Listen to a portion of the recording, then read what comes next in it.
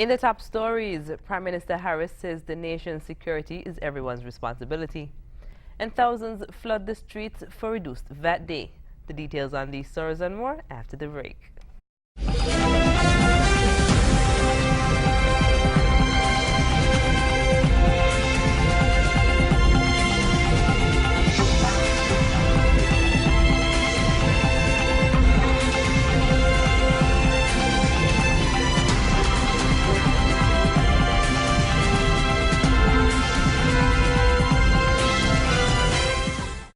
Hello and welcome to the ZIZ Channel 5 newscast. I'm Carla Barrage. Prime Minister Dr. the Honorable Timothy Harris says the security of the nation is everyone's responsibility. During the ceremony for the St. Kitts Nevis Defense Force passing out parade on Thursday, the Prime Minister said the security forces are risking their lives to protect ordinary citizens and everyone should do what they can to help. When they are making that great sacrifice, we ask ourselves, what are we doing? What information we have from our own connections in the communities in which criminal behavior is taking place and which we are not yet sharing with the very security forces who we say we salute and who we commend. By not reporting what we see, we are putting the lives of our security officers at greater risk than is necessary. He challenged the public to report whatever information they may have as crime affects everyone. The responsibility for the maintenance of law and order lies with each of us, and being proactive about it, the life which we may save may end up being our very own. It is therefore not a favor that you are doing the police, not a favor that you are doing the defense force when you report upon crimes which are taking place. The ceremony marked the graduation of 28 SKNDF recruits following 15 weeks of training. On Friday, 26 officers from various arms of the security forces wrapped up training in the most recent course organized by the Regional Security System Training Institute. Here's more. Among those present at the section leaders course closing ceremony were Commissioner of Police Ian Quealy, the Director of Training RSS Training Institute, retired Captain Brian Roberts, and the Commander of the St. Kitts Nevis Defense Force, Lieutenant Colonel Patrick Wallace. During his feature address, Prime Minister of St. Kitts and Nevis, Dr. the Honorable Timothy Harris, had a few words for the officers. I congratulate all of you for participating in the course. I thank you for loving St. Kitts and Nevis enough for wanting to extend your stay. And if you choose to live here, we also offer you welcome. So thanks again. May God bless you, and may your stint with us be a very successful and memorable one. The course goals are designed to prepare junior police and defense force personnel to assume mid-level supervisory positions. Course topics are designed to enhance and improve the leadership qualities of junior leaders and to train the participants to conduct training and operations in an environmentally responsible manner. Personnel from security forces in Antigua and Barbuda, Barbados, Grenada, St. Vincent and the Grenadines, and St. Kitts and Nevis participated in the training course. The training was funded by the International Narcotics and Law Enforcement Affairs and coordinated by the Narcotic Affairs section of the U.S. Embassy in Barbados. During the course, history was made as for the first time a female identified as Woman Constable Davina Charles of Grenada captured the Best Student Award. The closing ceremony for the section's leaders course took place in the conference room at Her Majesty's Customs and Excise Department located in Bird Rock. The month-long course officially began on Monday, November 7th. Reporting for ZIZ News, I am Shaira Flanders. Thousands of shoppers flocked the streets of downtown Bastille, all hoping to take advantage of reduced VAT day today. Long lines at the bank crammed the aisles at the supermarkets, all indicating people's desire to make use of the 5% VAT charge today. Some businesses like TDC also added their own discounts to the reduced VAT. By mid-afternoon, the stores and streets were already buzzing with activity. It was expected to become even busier in the evening when the majority of persons leave work. Persons also took the opportunity to head to the customs and take advantage of the import concessions to clear packages that have arrived. This arrangement runs until December 31st. With the reduced VAT day in full effect, ZIZ took to the streets of Bastia to hear from the general public their thoughts on the reduction of VAT for a day. It's a great opportunity for the businessman to get rid of some of the stock for the Christmas and so on, to bring in what's the answer. But it's a good idea too. It's a good start. It was pleasantly well done. Yeah, they should keep it up. Well, anything where people is going to get away from taxes, it will be a good thing for now. But the VAT is a killer. The VAT is what is taking a lot out of people. And the more the VAT can go down, it will be better for all. It's a very good thing. It's a very good thing to have the VAT, and I go to see all the people around who have some money in their pocket too, especially we have a double pay yesterday. Boy, hey, but me ain't get none. But me still doing me VAT. I'm taking all the advantage of it. It brings people out to, shop more, spend more, save more. So it's a good thing for everyone, Me personally, I don't have a lot to purchase, but, try here and there. So it's good thing. And I hope people spend and, enjoy the things that they purchase. I think they should take all the money off the VAT, boy, because poor people, they're raising the salary. So I think the VAT should go completely. Take off that, done with that. No VAT at all. God bless Timothy for the poor people. You understand what I'm saying? He didn't have to get it out, He didn't have to get it out. But he gave it out. The money was in there, and he made good use of it to uplift the country. Okay? Don't care who talk about all kind of thing. There's politicians, and we don't know what's going on with the politicians there. But he did good for the poor people. He uplifted the country a lot for the Christmas. Reduced VAT Day is one of the annual concessions arranged by the government for the Christmas season. The police are investigating a shooting incident in the Molyneux area that has left one person injured. According to reports, the shooting occurred after 1 p.m. on Thursday. Investigations revealed that the victim is Ronald Warner, a resident of Mansion. Reports indicate that he received a gunshot injury to the chest. He was transported to the Joseph and France General Hospital for medical treatment. Investigators from the Violent Crimes Unit, officers from the Police Division B, and technicians from the Forensic Services Unit have canvassed the scene for evidence. The investigation continues. Meanwhile, hours after the Molyneux shooting incident, the police responded to a tip that led them to discover the body of a male near the Mansion Hills region. According to reports, the victim has been identified as Leon Coppershot Sutton of McKnight, who resided in Molyneux. Investigations revealed that the individual had been shot about the body multiple times. Investigations are currently ongoing. After the break, National Carnival Queen expresses gratitude to Honorable Lindsay Grant, and Anglican Mothers Union gives to the needy. We'll tell you more when we come back.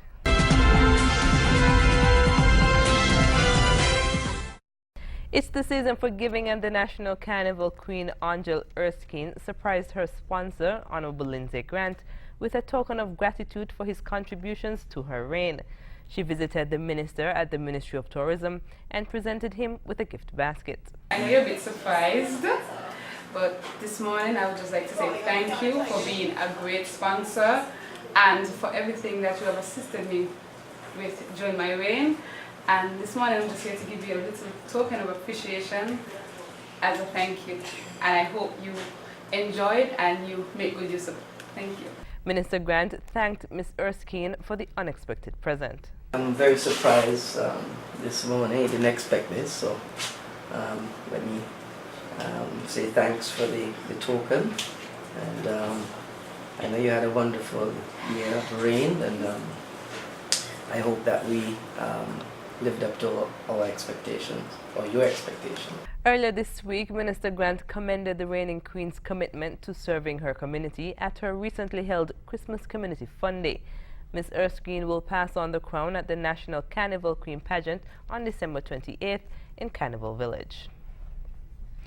The St. George's Anglican Mothers Union is continuing its long-standing tradition of spreading Christmas cheer to the sick and elderly with the donation of gift baskets.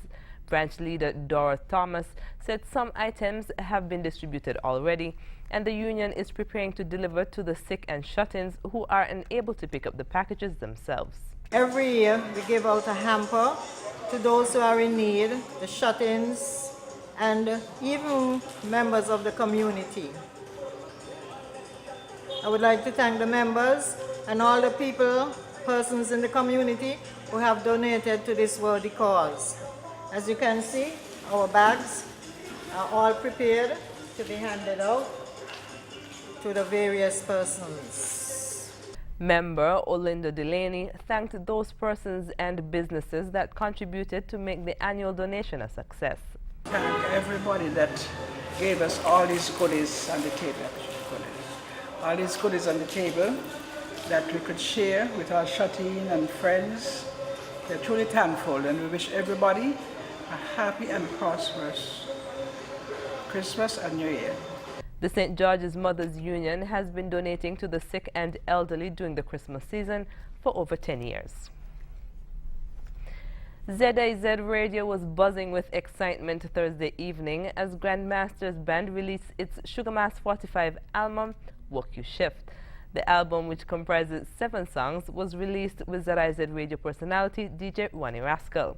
Lead singer Raymond Smiley Brown said he is quite confident that the band will put a stop to Smarlack's road match streak. The release saw Grandmasters fans from all over the region calling in to congratulate the band on another album well done. Grandmasters Band makes the third of 4 bands to release their album for Sugar Mass 45. The Smarlack's Band and Collision Band released their albums last week. Coming up, Venezuela is reeling from the highest inflation rate in the world. The details when we come back.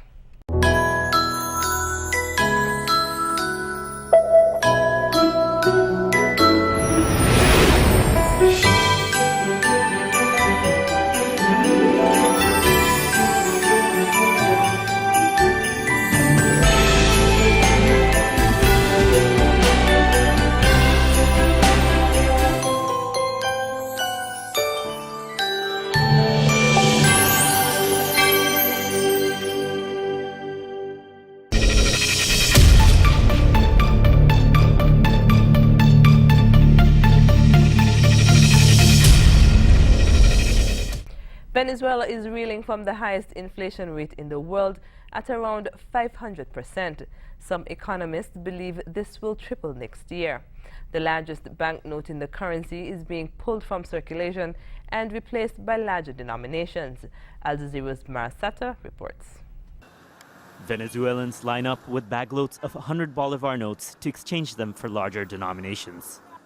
The notes are being taken out of circulation on President Nicolas Maduro's orders.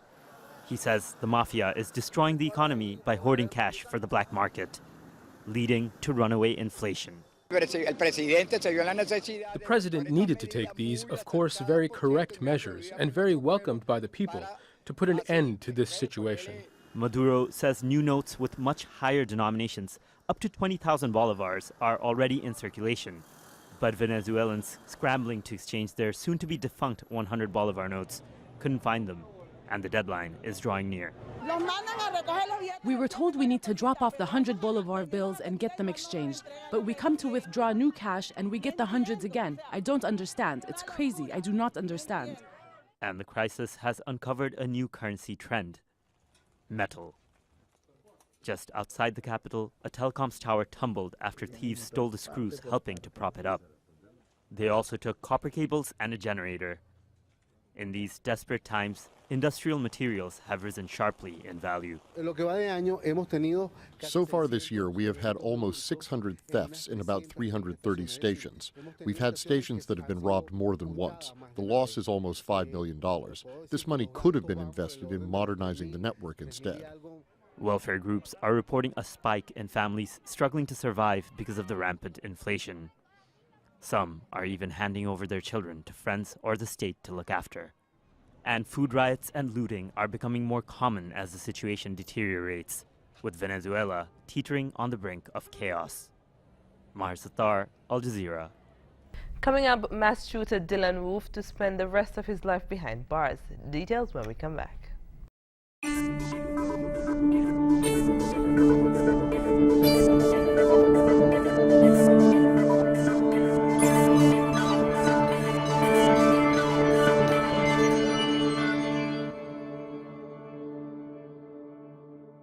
The Confederate flag is gone from South Carolina's State House.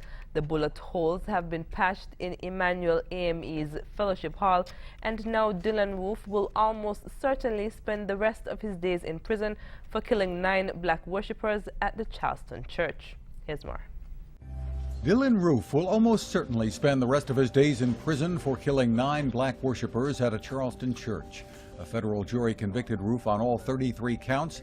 Those same jurors will decide in a few weeks whether he faces the death penalty or life in prison for hate crimes at a historic African-American church. When that testimony starts, Roof will be his own attorney. He fired his defense lawyers, who fear Roof is taking over because he doesn't want them to present embarrassing evidence to try to save his life. Up next in sports, former cricketer Travis Dolan added to the WICB selection panel, and Princeton University suspended its swimming team. Stay tuned.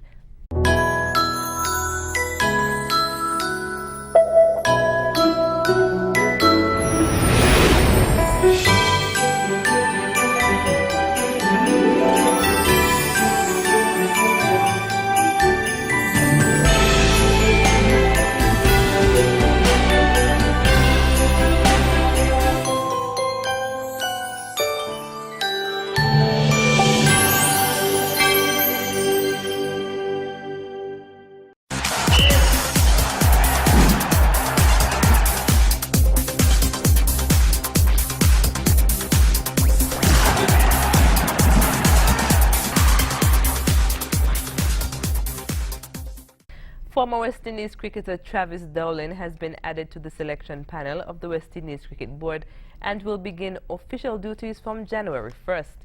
He joins Courtney Brown, Eldine Baptiste and Lockhart Sebastian to complete the panel. Dolan hails from Guyana and represented them from 1997 to 2011, including as a captain in the 2009 season. He played 85 first-class matches, scoring 4,013 runs at an average of 30.7.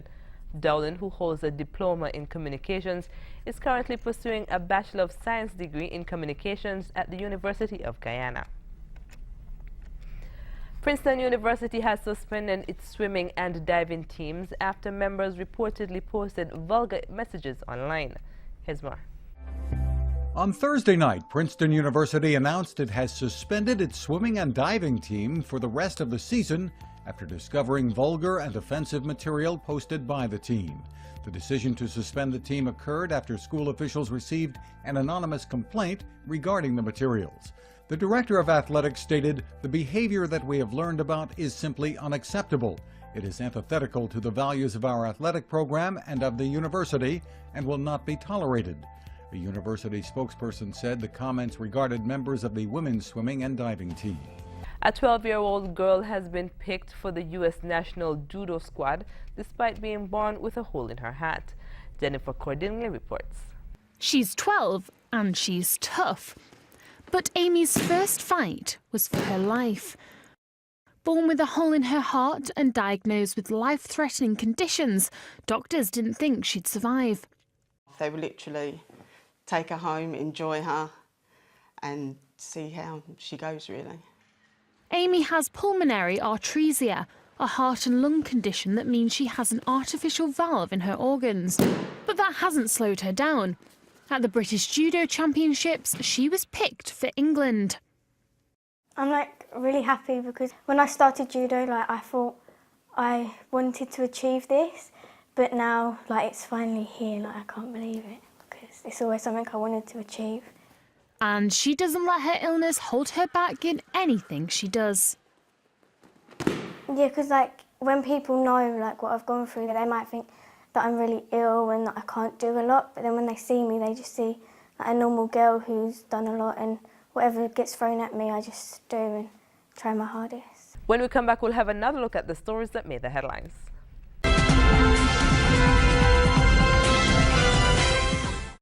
Recapping the top stories, Prime Minister Harris says the nation's security is everyone's responsibility, and thousands flood the street for reduced VAT day.